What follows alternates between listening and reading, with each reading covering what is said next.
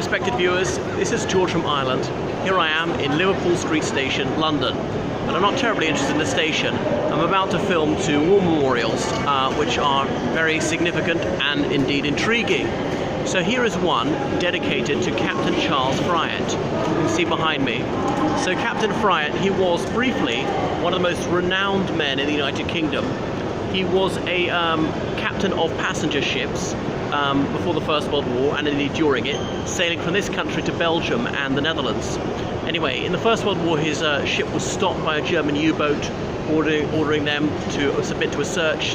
They were going to throw out any contraband items. May well have ordered the passengers into lifeboats and then sunk the ship. But Fryatt refused to stop, and he went ahead and he rammed the U-boat, sinking it. So he was a hero to people of the United Kingdom. However, on a subsequent occasion he was not so fortunate, and he was captured by the German Navy. He was put on trial by them because they said, well, you claim to be a captain of a civilian ship, but you acted as though you were captaining a warship and you sank one of ours. So he was executed by firing squad. This is a cause célèbre. In fact, I suppose the Germans were within their rights to do that. Had it been the other way around, would a German merchant seaman have been executed for that? Quite possibly. Anyway, it was here because from here the trains go to the east coast of England, to Harwich, for example, which is, I believe, where he set sail from. Now over here is one to Sir Henry Wilson, who was one of the most distinguished Irishmen of that epoch.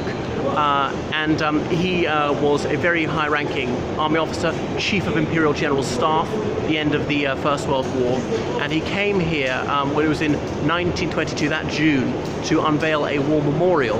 And two IRA men wanted to assassinate him. He was a military advisor to the Northern Ireland government. I believe he was a Stormont MP as well.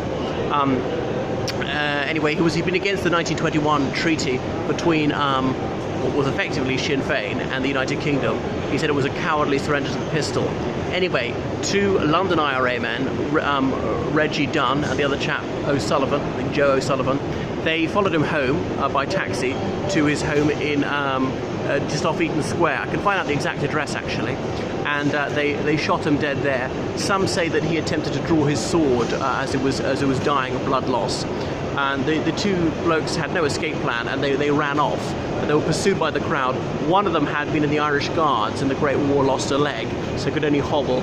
But his comrade valiantly refused to abandon him, foolishly, because had he just scarpered, one of them would have got away with it, probably. But the crowd surrounded them, the police came. I believe they fired at the police, wounding them, if I've got that right. Anyway, they were captured and put on trial, found guilty and sentenced to death. It was just as the Irish Civil War was about to break out, and this is one of the things that tipped things over the edge into outright civil war in the south of Ireland. So Michael Collins is said to have ordered this man to be bumped off, forgotten to cancel the order, or were they anti-treaty types who wanted to provoke a conflict between the Republican movement in Ireland and the Crown Forces again? It's not quite clear what happened. Anyway, the two men were indeed hanged by the neck until dead. I believe their bodies were returned to Ireland in the 60s. Anyway, that is Sir Henry Wilson.